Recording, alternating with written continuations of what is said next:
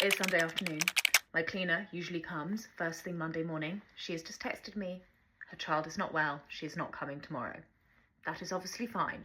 What is not fine is the state of my foul house. We simply cannot go into a new week with the house in the state that it's in. I'm absolutely shattered. My child woke me up at 5:30 this morning. Before I do anything, I need to get out of this outfit because I cannot clean my house in jeans. Ta-da! So much better. Right, without further ado, let's turn this house around.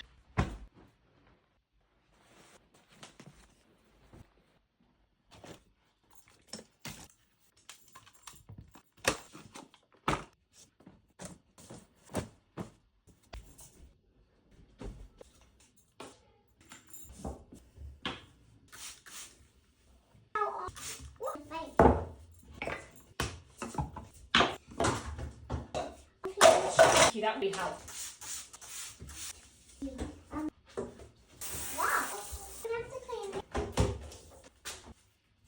Mummy is doing it, and this